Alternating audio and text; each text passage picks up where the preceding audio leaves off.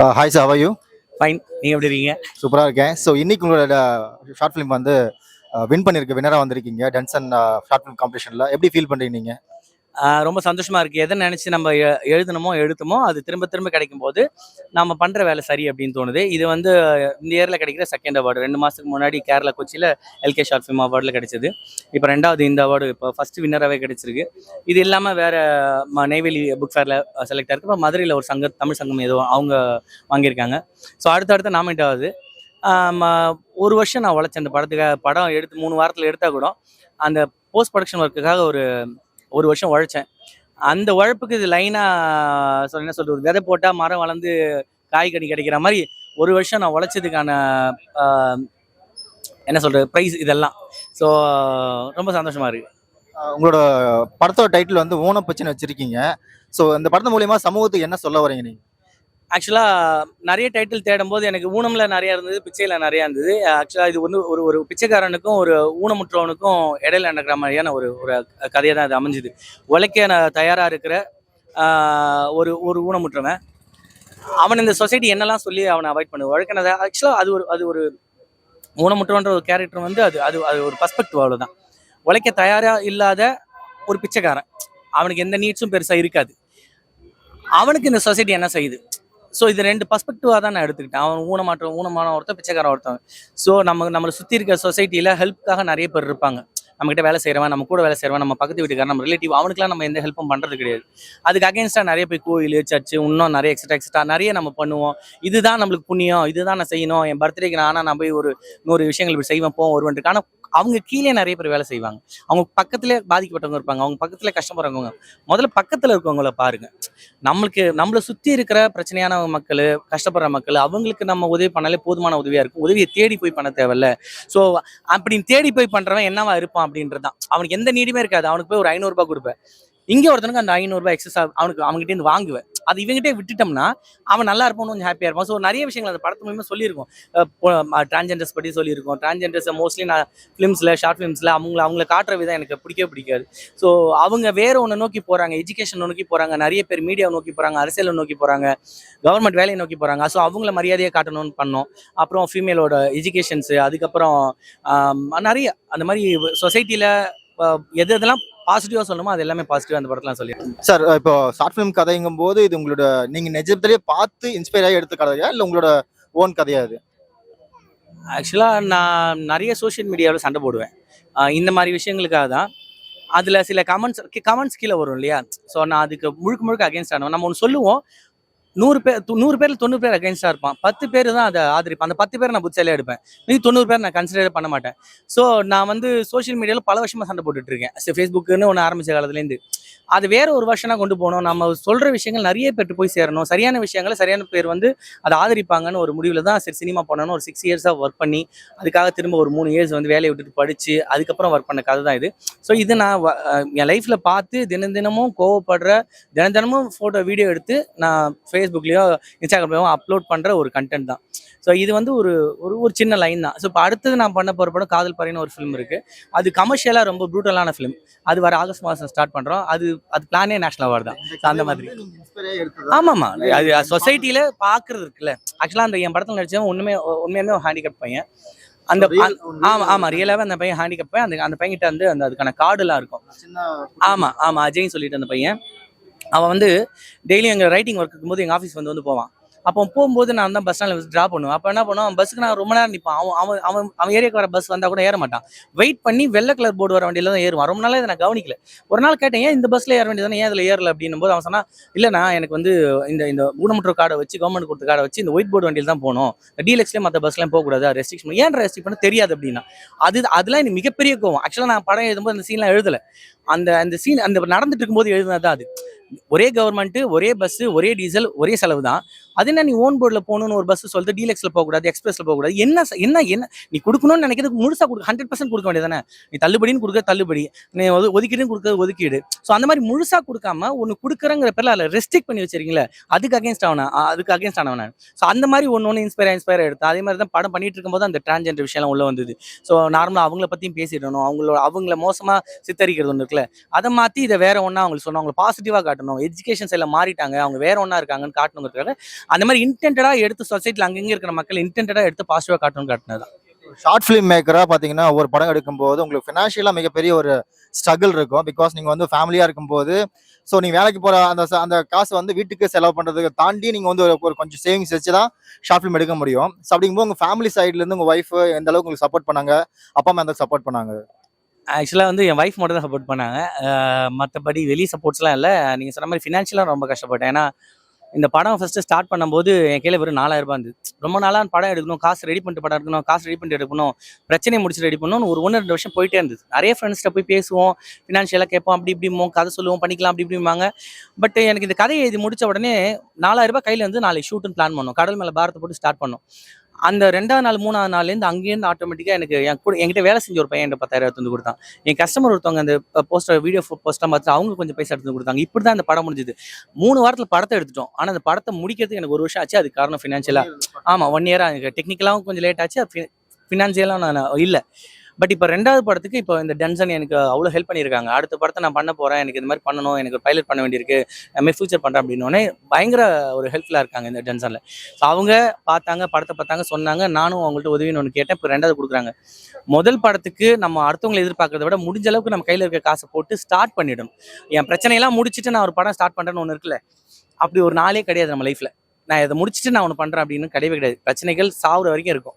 So நம்ம ஒன்று பண்ணணும், பேஷனேட்டிக்காக ஒன்று பண்ணணும், ஒரு பொருளை வாங்கணும், ஒன்று செய்யணும், ஒரு ஊர் சுற்றிடணும், ஏதாவது ஒன்று பண்ணிடணும், இல்லை அரசியல் தான் போயிடணும் அப்படின்னா சிந்திக்காமல் இல்லை இறங்கிடணும். நான் இதை முடிச்சுட்டு நான் பண்ணுறேன்னா காலம் நம்மளை முடிச்சிடும், அவ்வளோதான். ஓகே மேம், நீங்கள் சொல்லுங்கள் முன்னாடி கொஞ்சம் ஆஸ் அ ஒய்ஃபா நீங்கள் இந்த தருணத்தை எப்படி ஃபீல் பண்ணுறீங்க? உங்கள் ஹஸ்பண்ட் வந்து அவங்களோட ஷார்ட் ஃபிலிம் ஃபர்ஸ்ட் வின்னராக வந்திருக்கு, எப்படி ஃபீல் பண்ணுறீங்க? ரொம்ப ஹாப்பியாக இருக்குது. அவர் இப்படி வின் பண்ணுவாருன்னு நான் எதிர்பார்த்தேன் தான். ஏன்னா அவர் என்ன அவ்வளோ ஹார்ட் ஒர்க் பண்ணியிருக்காங்க. பார்த்தேன், இல்லை இல்லை இல்லை இல்லை எதிர்பார்த்தேன். ஏன்னா அவர் ரொம்ப ஹார்ட் ஒர்க் பண்ணாரு.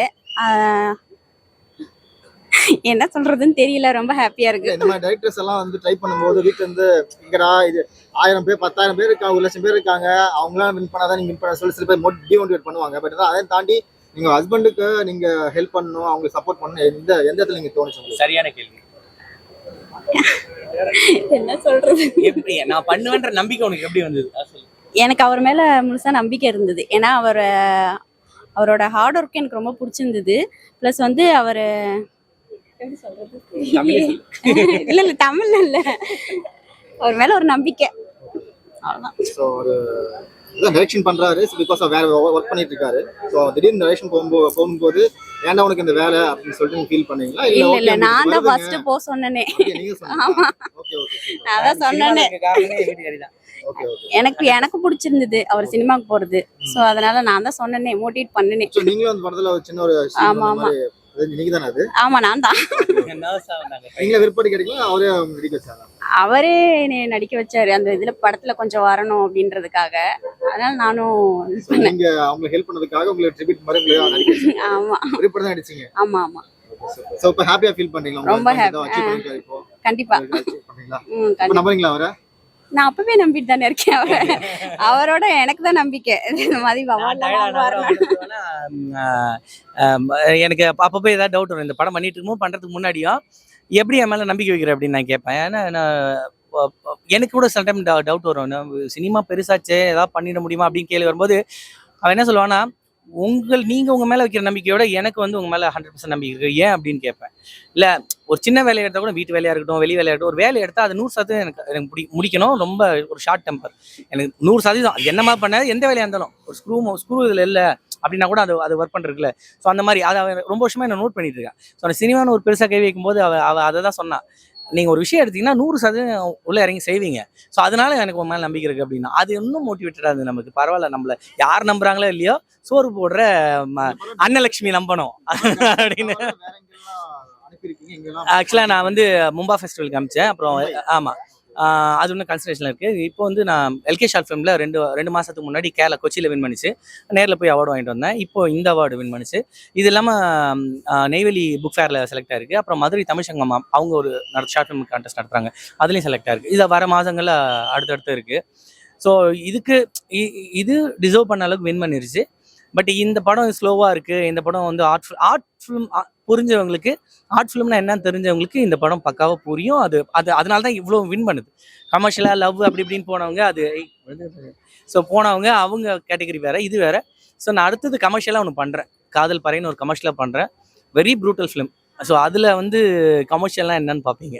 இந்த படம் வந்து ஷார்ட் ஃபிலிமா நின்றுமா இல்ல வந்து ஃபியூச்சர் ஃபிலிம் இல்லை, இந்த படம் வந்து நான் ஃபியூச்சர் ஃபிலிம் பிளான் பண்ணலை. பட் அடுத்த படம் வந்து ரோந்து காவல் காதல் பறைன்னு 2 ஸ்டோரி எழுதிருக்கேன். அது 2 ஸ்டோரியுமே டன்சன்லையும் கொடுத்துருக்கேன், வெளியும் ப்ரொடக்ஷன் ஹவுஸ் கொடுத்துருக்கேன். ஸோ அது 2த்துல எது ஒர்க் அவுட் ஆகுதோ அது பண்ணுவோம். தமிழ் சினிமாவில் உங்களோட இன்ஸ்பிரேஷன் டைரக்டர்னா யாரு? எல்லாருமே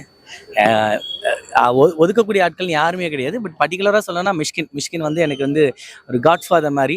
சாரை ஒரு 2-3 தடவை மீட் பண்ணியிருக்கேன் ஈவெண்ட்ஸில். ஸோ ரொம்ப அவர் கூட க்ளோஸாக இல்லை, ஒன்றும் பார்க்கல. பட் அவருக்கு நான் நன்றிலாம் சொல்லியிருக்கேன். மேபி இந்த படத்தை அவர் பார்த்து என்னை கூப்பிட்டு பேசினாருன்னா எனக்கு ரொம்ப என்ன சொல்கிறது, ஒரு கடவுளோட ஆசீர்வாதம் கிடைச்ச மாதிரி, எனக்கு ஒரு கடவுள் மாதிரி. நீங்களே பார்க்கறது மிஷ்கின் மாதிரி இருக்கீங்க. எல்லாரும் சொல்லுவாங்க குட்டி மிஷ்கின் அப்படிம்பாங்க. அவன் கிண்டலுக்கு சொல்லுவாங்க, வேலையிலையும் சொல்லுவாங்க. பட் எனக்கு வந்து கடவுள் எப்பயுமே மிஷ்கின் சார் தான். அதுக்கப்புறம் மீதி எல்லாம் அப்புறம் லோகேஷ் கனகராஜ், அப்புறம் வெற்றிமாறன் சார், எல்லாமே ரொம்ப பிடிக்கும். பட் மிஷ்கின் தான் ஆல்வேஸ். வாழ்த்துக்கள். ஸோ இந்த மாதிரி நிறைய அவார்ட்ஸ் வின் பண்ணோம். தமிழ் சினிமாவுக்கு ஒரு புது புரட்சிகர ஒரு இயக்குனராக வரணும்னு சொல்லிட்டு வாழ்த்துக்கிறோம். Thank you so much. And yes, உங்க பசங்க எப்படி ஃபீல் பண்ணாங்க பார்த்தா? Hi, how are you? I am fine. உங்க பேரு? யுவன் விருத்திக். ஓகே, உங்க அப்பா வின் பண்ணிருக்காரு, அவார்ட் வின் பண்ணிருக்காரு. எப்படி ஃபீல் பண்றீங்க? நல்லா ஃபீல் பண்றேன். நல்லா ஃபீல் பண்றியா? ஓகே, நல்லா ஃபீல் ஆகுறது இல்லையா? இவங்க எல்லாத்துக்குமே வந்து ஏதாவது ஒரு சீன்ல இவ கூட உட்கார்ந்திருப்பான். நான் தான் இந்த படத்து ஃபுல்லாவே எங்கேயுமே வரல. Okay, super. ஓகே பாப்பா, அங்க வாங்க. அந்த என்ன துருத்து சுத்திட்டு இருக்கியா? ஓகே, உங்க பேர் என்ன? சனவிருத்திகா. என்னது? சனவிருத்திகா. சனமிருத்திகாவா? சனவிருத்திகா. சரி, அப்பா இன்னைக்கு வந்து அவார்ட் வின் பண்ணிருக்காரு, எப்படி ஃபீல் பண்றீங்க? நல்லா இருக்கா? நீங்க பாத்தீங்களா, படம் பாத்தீங்களா? படம் பார்த்தேன். ஓகே, பிடிச்சிருந்துச்சா? ஹாப்பியா இருக்கீங்களா? ஊன பிக்சர் தான் நாங்க டெய்லி வீட்ல போட்டு பார்க்கறோம். ஊன பிக்சர் டெய்லி வீட்ல பாப்பீங்களா? Okay, nice super. Thank you. Okay, thank you. High five. Thank you. என் பேர் தீபக் குமார். தீபக் சார், நீங்க இந்த ஊனப்பிச்சை ஷார்ட் ஃபிலிம்ல ஒரு முக்கியமான கதாபாத்திரம் நீங்க ப்ளே பண்ணிருக்கீங்க. ஸோ அந்த லீட் கேரக்டர் இருந்தாலும் இம்பார்ட்டண்டோ, அதே மாதிரி உங்களோட ஆட்டோ பர்சன் அப்படிங்கிற ஒரு கேரக்டர் முக்கியமான கேரக்டர். அது எப்படி நீங்க ஃபீல் பண்றீங்க? இந்த படம் நீங்க அவார்ட் வின் பண்ணிருக்கு. நான் டைரக்டர் மேலே வச்ச நம்பிக்கை தான். டைரக்டர் ராஜசேகர் பாஸ்கர், அவரு எனக்கு ரொம்ப வருஷமா தெரியும். அவர் மேலே நம்பிக்கை இருந்தது. சரி, சாதாரணமாக இருக்காது, அவர் வச்சாருன்னா ரொம்ப சீரியஸாக தான் இருக்கும், ஹை வோல்டேஜாக தான் இருக்கும். இது நான் நம்பினேன். ஆனால் இவ்வளோ தூரம் ஆகும்னு எனக்கு தெரியவே இல்லை. அது ரொம்ப பெருசாக வரும்னு நான் நினைக்கல. பட் கடைசி கிளைமேக்ஸ் சீன் எடுக்கும்போது நான் நினச்சேன், அந்த அசோக சின்னம், ஆட்டோக்காரன் இந்த பக்கம், பிச்சைக்காரன் இந்த பக்கம் வந்து ஹேண்டிகேப்பு, நடுவில் நான், எனக்கு எதிரில் இந்த அசோக சின்னம். அப்போ நான் நினச்சேன் இது ஒரு புரட்சியாக இருக்கும்னு நான் நினச்சேன். அதே மாதிரி நான் நினச்ச மாதிரியே வந்தது. எனக்கு ரொம்ப சந்தோஷம் தான். அது ஆஸ் எ டைரக்டர் ராஜசேகர் தான் இருந்தார். எல்லா வெற்றியும் அவருக்கு தான். என் பெருமையும் ராஜசேகருக்கு தான் பேசுகிறேன் director. Okay, thank you Deepak sir. Thank you, all the best. உங்களுக்கும் உங்க டீமுக்கும் நன்றி sir. What's your name? Srinath Kannan. Srinath sir, so இன்னைக்கு உங்களோட ஃபிலிம் வந்து ரன்னர் அப்பா? Okay, second runner up. Okay, super. How you are feeling? ரொம்ப சந்தோஷமா இருக்கு. நான் அது எனக்கு வந்துட்டு இது ஃபர்ஸ்ட் அவார்ட்.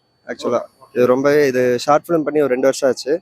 2 வருஷம் ஆகி நிறைய இடத்துல நான் வந்துட்டு சப்மிட் பண்ணியிருக்கேன். பட் வந்துட்டு பெருசாக இது பண்ணதில்லை. நான் அதுக்கப்புறம் ஷார்ட் ஃபிலிம் இதெல்லாம் வந்துட்டு பே பண்ணிலாம் பண்ண சொல்லுவாங்க. அதுங்காட்டி நான் அதுவும் பெருசாக பண்ணதில்லை. 1-2 பண்ணியிருக்கேன், அதுவும் செலக்ட் ஆனதில்லை. நான் நேர்த்திக்கு தான் இதுக்கும் வந்துட்டு பண்ணியிருந்தேன், அதில் செலக்ட் ஆகலை. பட் இன்னைக்கு வந்துட்டு இதில் செலக்ட் ஆனால ரொம்ப சந்தோஷப்படுறேன். உங்கள் ஷார்ட் ஃபிலிம் டைட்டில் என்ன? அந்த படம் என்ன சொல்ல வருது? Area title name. படம் என்ன சொல்ல வருதுன்னா, ஒரு நார்மலாக இருக்கிற இந்த டீனேஜர்ஸ்லாம் இருக்காங்க இல்லையா, அதில் நிறைய பேர் வந்துட்டு வீட்டுக்கு இதுவாக கரெக்டாக இருப்பாங்க. சில பேர் வந்துட்டு ஜாலியாக சுற்றிட்டு அந்த மாதிரி இருப்பாங்க. சில பேர் சண்டை அந்த இது மாதிரிலாம் சுற்றுவாங்க. எல்லாருமே எல்லா இதுலேருந்தும் வந்துட்டு வரவங்க தான். அப்போ வந்துட்டு நம்ம ஒரு அந்த மாதிரி ஒரு லைஃப் வந்துட்டு நம்ம இந்த சண்டை அடிதடி இந்த மாதிரி வந்துட்டு ஒரு லைஃப் வாழ்ந்துட்டு போயிட்டு இருக்கும்போது திடீர்னு வந்துட்டு ஏதாவது ஒரு விஷயம் வந்துட்டு நம்ம லைஃப்ல வந்துட்டு நடக்கலாம். அது நடந்து நம்ம வந்துட்டு அந்த சண்டை போடுறதையே வந்துட்டு கான்சென்ட்ரேட் பண்ணி நம்மளை வந்துட்டு ஒருத்தவங்க இது பண்றாங்க, அந்த கோவத்தையே பேஸ் பண்ணி நம்ம அப்படியே போயிட்டே இருக்க அது பகையா மாறும். அந்த பகையா மாறும்போது நாளை மீனி வந்துட்டு வெளியே போறதுக்கோ வரதுக்கோ அவன் வந்துருவானா இவன் வந்துருவானா அந்த பயம் உருவாயிட்டே இருக்கும். நிம்மதியான ஒரு வாழ்க்கை கிடைக்காது. பட் வந்துட்டு இந்த மாதிரி இருக்கும்போது நம்ம அதை அவாய்ட் பண்ணிட்டு போயிட்டோம். ஓகே, நான் வந்து தோத்துட்டேன், நான் வந்துட்டு சாரி மன்னிச்சிருங்க அப்படின்னு சொல்லிட்டு அவங்க தப்பு பண்ணாலுமே நம்ம இறங்கி நம்ம சைடில் போயிட்டோம்னா நம்ம அந்த சைடு தான் தோத்து போகிறோம். பட் லைஃப்ல ஜெயிக்க முடியும். நம்மளோட வாழ்க்கை கோபம் தவிர ஆமா அதுக்கப்புறம் உங்களோட ஆமா நம்ம அவன் லைஃபை பாருங்க, இக்னோர் நெகட்டிவிட்டி தலைவர் சொல்ற ஸ்டைல தான். பிரச்சனைகள் நம்மளா போய் தானா போய் ஆமா மாட்டிக்கூடாது. அதுவே வாலண்டியரா வந்தாலுமே அதுல இருந்து நம்ம வந்துட்டு வெளியே வந்துடணும். அதுதான் வந்துட்டு இவன் வரானே நம்மளும் போகணுமே அப்படின்னு சொல்லிட்டு இந்த சினிமேட்டிக்கா எதுவும்லாம் பண்ணாம நார்மல் லைஃப் எப்படி வாழணுமோ சந்தோஷமா ஆரோக்கியமான வாழ்க்கையை வாழ்ந்துட்டு போனா நல்லா இருக்கும். எந்த ஸோ இந்த படம் வந்து ரியல் லைஃப்ல நீங்க இன்ஸ்டன்ட்டா பார்த்து நீங்க எடுத்தீங்களா இல்ல உங்களோட ஓன் கிரியேட்டிவிட்டில இந்த படம் எடுத்ததா? ரியல் லைஃப் இன்சிடென்ட் எனக்கு நடந்ததா ஆக்சுவலா. பட் வந்துட்டு முழுக்க முழுக்க இது சினிமேட்டிக் ஆஸ்பெக்ட்ஸ் வச்சு நான் சில விஷயம்லாம் ஆட் பண்ணி நான் பண்ணியிருக்கேன் இருக்கு. பட் வந்துட்டு சின்ன சின்ன சினிமேட்டிக் ஆஸ்பெக்ட்ஸ் வந்துட்டு ஆட் பண்ணி இன்னும் எப்படி எங்கேஜிங்கா கொடுக்கலாமோ அது மாதிரி பண்ணி கொடுத்துருக்கேன். இந்த படம் வேற எங்கெல்லாம் விருதுகள் வென்றிருக்கு? இந்த டென்சன் மாதிரி வேற எங்கெல்லாம் விருதுகள் வின் பண்ணிருக்கு? ஃபர்ஸ்ட் அவார்ட் அது ஃபர்ஸ்ட் அவார்ட் அனுப்பியிருக்கேன். லாஸ்ட் ஒரு 1 வீக் முன்னாடி பஞ்சாப் இன்டர்நேஷனல் 4th எடிஷன் சொல்லிட்டு அதுல வந்துட்டு எல்லா கேட்டகரியிலையுமே வந்துட்டு வின் பண்ணிருந்துச்சு. பட் வந்துட்டு அங்கே டைரெக்டாக போயிருந்தாங்க. இல்லாட்டினா வந்துட்டு அமௌண்ட் கொரியர் பே பண்ணுங்க, உங்களுக்கு வீட்டில் அனுப்பி விட்ருவோம் அப்படின்னாங்க. எனக்கு அந்த பே பண்ணி அவார்டு வாங்குறதுக்கு விருப்பம் இல்லை, அங்காட்டி நான் இது பண்ணிட்டேன். ஸோ இங்கே வந்துட்டு நான் 1 ரூபா கூட எதுவும் பே பண்ணல. இந்த மாதிரி வந்துட்டு ஆர்கானிக்காக வந்துட்டு பண்ணுறது வந்துட்டு ரொம்ப பெரிய விஷயம். எல்லா ஷார்ட் ஃபிலிம்லையும் 500 இங்கே ஒன்றுமே கிடையாது. ரெஜிஸ்ட்ரேஷன் ஃபீஸ் 500 கட்டுங்க, 1000 கட்டுங்க, 2000 கட்டுங்க. ஒரு படத்துக்குன்னா எவ்வளோ கட்டுங்க. உங்களுக்கு டைரக்டர் கேட்டகரி, எடிட்டர் கேட்டகரி, இத்தனை கேட்டகரிக்கும் வந்துட்டு உங்களுக்கு அவார்டு வேணும்னா எல்லா கேட்டகரிக்கும் ஒரு அமௌண்ட் பே பண்ணுங்க. அந்த மாதிரிலாம் நிறையா இருக்கும், நிறையா பார்த்துருக்கேன். அந்த மாதிரிலாம் நான் ஒன்று 2 டைம் வந்துட்டு பண்ணியிருக்கேன். அதுக்கப்புறம் எதுக்கு பே பண்ணிட்டுலாம் வந்துட்டு போயிட்டு நம்மளுக்கு வர வேண்டியது இருந்தால் அது வரும்னு நினச்சேன். இந்த டைம் எனக்கு வந்திருக்கு. அதனால சில குறும்படங்கள் வந்து ஷார்ட் ஃபிலிம் அப்படின்றோம், சில குறும்படங்கள் அங்கிருந்து ஃபியூச்சர் ஃபிலிமா மாறதுக்கு வாய்ப்பு இருக்கு. உங்களோட ஏரியா படம் எந்த மாதிரியான கேட்டகரி? ஃபியூச்சர் ஃபிலிம் போவா இல்லை ஷார்ட் ஃபிலிமோட அதை நிறுத்திக்கிறீங்களா? இல்லை, ஃபீச்சர் ஃபிலிமுக்கு ஸ்கிரிப்ட் இருக்கு. இதே வச்சு ஸ்கிரிப்ட் இருக்கு. நான் லீனியராக வந்துட்டு நான் வந்துட்டு ஒரு பவுண்டு வச்சுருக்கேன். நான் அதையும் வச்சுட்டு நிறைய இடத்துல பிச் பண்ணிட்டு தான் இருக்கேன். இன்னும் ஒரு மல்டிபிள் ஸ்கிரிப்ட்ஸோட ஒர்க்கும் பண்ணிட்டு இருக்கேன். வெளியே அப்படியே போயிட்டு இருக்கேன். தமிழ் சினிமாவில் உங்களோட இன்ஸ்பிரேஷன் யார்? எந்த டைரக்டர் இன்ஸ்பிரேஷன்? எனக்கு வெற்றிமாறன், லோகேஷ் கனகராஜ் வந்துட்டு எனக்கு ரொம்ப பிடிக்கும். எதனால் பிடிக்கும்னா என்னோட ஸ்டைல் ஆஃப் மேக்கிங். எனக்கு அந்த மாதிரி ஒரு ரூட்டடாக வந்துட்டு படம் பண்ணுறதுக்கு தான் எனக்கு ரொம்ப பிடிக்கும். ஸோ வந்துட்டு அந்த மாதிரி தான். ஏற்கனவே தமிழ் சினிமாவில் வயலன்ஸ் அதிகமாக இருக்குது, அந்த மாதிரி படங்கள் வேண்டாம், எங்களுக்கு லைட் ஹார்ட்டடான படங்கள் வேணுன்றீங்க. அப்படின்னா நீங்கள் இன்னும் வயலன்ஸ் மாதிரி படங்கள் தான் எனக்கு பிடிக்கும், அந்த மாதிரி கேட்டகரி தான்றீங்க. வைலன்ஸான படம்னா நம்ம படத்தை பார்த்து நம்ம எதுவும் இன்ஃப்ளூயன்ஸ் ஆகிறது வந்துட்டு தப்புன்னு நினைக்கிறேன். ஸோ வந்துட்டு நம்ம என்னதான் வந்துட்டு ஒரு ஃபீல் குட் மூவி வந்துட்டு வருஷத்துக்கு அவ்வளோ வந்துட்டு தான் இருக்குது. பட் அதை பார்த்து ஃபீல் குட்டாக யாரும் போகிறாங்களான்னு கேட்டால் தெரியாது. அதை விட மோசமாலாம் நடந்துட்டு தான் இருக்குது. ஸோ வந்துட்டு படத்தை பார்த்து வெளியே பண்ணுறதை விட வெளியே நடக்கிறத வச்சு தான் சில இது படமாகவே ஆகிட்டு இருக்கு. ஸோ அதில் எனக்கு பெருசாக விமர்சனங்கள் வருது. லோகேஷ் சார் படங்கள் பார்க்கும்போது முக்கியமாக அவரோட படங்கள் நிறையா வருது. வயலன்ஸ் அதிகமாக, பிளட் அதிகமாக இருக்குது, எங்கள் குடும்பத்தோட பார்க்க முடியல, ஸோ வயலன்ஸ் கம்மி பண்ணுங்கன்னு சொல்லிட்டு ஒரு பரவலாக பேசிட்டு இருக்காங்க. அப்படிங்கும்போது நீங்கள் ஃபியூச்சர் டைரக்டரா நீங்கள் உங்களோட படங்கள் இதே மாதிரி வயலன்ஸ் இருக்குமா இல்லை கம்மி பண்ணிட்டு பார்க்குறீங்களா? ஓப்பனாக சொல்லணும்னா, ஃப்ராங்காக சொல்லணும்னா, எனக்கு வைலன்ஸோட பண்ணதான் பிடிக்கும். அது விருப்பப்படுறவங்க பார்க்கலாம், இல்லாதவங்க தவிர்க்கலாம், அவ்வளோதான். அது ஒவ்வொருத்தவங்களோட ஒப்பீனியன். அது நான் ஒன்றும் சொல்லி இது பண்ணுவேன். நமக்கு என்ன வருதோ அதுதானே பண்ண முடியும். ஸோ பட் எனக்கு எல்லா ஜானர்லையும் பண்ணணும்னு ஆசை. நான் ஒவ்வொரு ஜானர்லையும் வந்துட்டு நான் கண்டிப்பாக ஃபியூச்சரில் கண்டிப்பாக கொடுப்பேன். Thank you so much. உங்களோட ஏரியா ஷார்ட் ஃபிலிம் இங்கே மட்டும் இல்லாமல் நிறைய விருதுகளை வின் பண்ண சொல்லிட்டு எங்கள் மெட்ராஸ் டைம் சார்பாக வாழ்த்துக்கிறோம். All the best. ஃபியூச்சர் டைரக்டராக வர வாழ்த்துக்கள். தேங்க்யூ. How are you? வணக்கம் சார், நல்லா இருக்கேன் சார். நீங்கள்? நல்லா இருக்கேன் சார். உங்கள் பேர்? கமலக்கண்ணன். உங்களோட ஷார்ட் ஃபிலிம் வந்து டைட்டில் என்ன அந்த ஷார்ட் ஃபிலிம் மூலிமா சொல்ல வரீங்க? ஷார்ட் ஃபிலிமோட டைட்டில் வந்து தந்தை தன் மகனுக்கு என்ன பண்ணாரு அப்படின்றத நம்ம இந்த படத்தில் ஒரு மீனிங்காக வேணுன்றத டைட்டில் வச்சுருந்தோம். இப்போ நம்ம வந்து பார்க்குறோம் அப்படின்னா, நம்ம இந்த ஜென்ரேஷனில் இருக்கிறவங்க என்ன சொல்லுவாங்கன்னா, நீ வந்து பொய் சொல்லக்கூடாது, லஞ்சம் வாங்கக்கூடாது, நீ கெட்ட பழக்கங்கள் எதுவுமே இருக்கக்கூடாது நம்ம சொல்லணும். அப்படின்னா ஃபாதருக்கு ஃபஸ்ட்டு கரெக்டாக இருக்கணும், அவர் சைட்லேருந்து இந்த விஷயங்கள் இருக்கணுன்றதா கான்செப்ட். அதுலேயும் இப்போ வந்து தவறுகள் வந்து எல்லாருமே வந்து இயல்பான தவறாக நிறைய விஷயங்கள் நடக்கிறாங்க. இந்த படத்தில் நாங்கள் என்ன பண்ணிக்கிறோம், ஒரு சிகரெட் பிடிக்கிறாரு அப்பா. அது வந்து இயல்புன்னு அவர் நினைக்கிறாரு. இதுனா எல்லாரும் பிடிக்கிறத நானும் பிடிக்கிறேன்னு சொல்லி அந்த சிகரெட் பிடிக்கிறத பையன் பார்த்துட்டே இருக்கிறான்.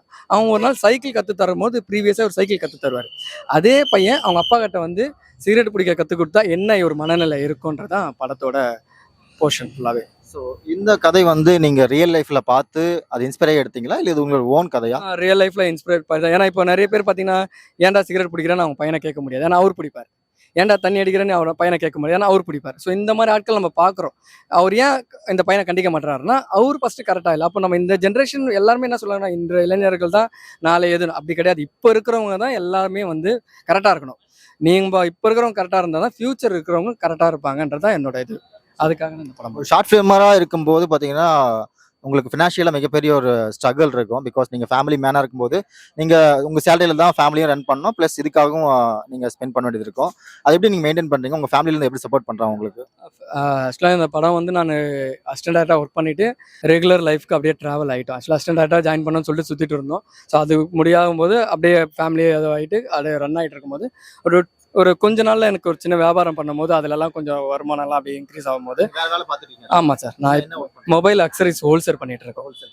அதுதான் என்னோட மேஜர் வேலையை. ஸோ அதை பண்ணிட்டு இருக்கும்போது நான் வீட்டில் இதை பற்றி பேசும்போது, ஸோ இந்த நேரத்தில் நம்மளால் என்ன முடியுமோ, உங்களால் என்ன அமௌண்ட்டில் முடியுமோ அதை பண்ணுங்கன்னு சொல்லும்போது தான் இந்த படத்தை நம்ம பண்ணோம். ஸோ அந்த படத்தை எவ்வளோ காம்ப்ரமைஸாக பண்ண முடியும்? இப்போ ஒரு நடிகரோட பையனை கேட்கும் போதோ இல்லை டேரக்டரோட பையனை கேட்கும் போதோ கொஞ்சம் ஃபினான்ஸாகவும் தேவைப்படுன்னு சொல்லி என்னோட பையனை நம்ம நடிக்க வச்சோம். அது மாதிரி தெரிஞ்சவங்க வீட்டை வந்து பிளான் பண்ணோம். ஸோ இந்த மாதிரி அந்த படத்தை எடுக்கிறதுக்கு அது ஒரு பெரிய சின்ன பட்ஜெட்டாக எப்படி மாற்றலான்ற வேலையை ஃபஸ்ட்டு பண்ணோம்.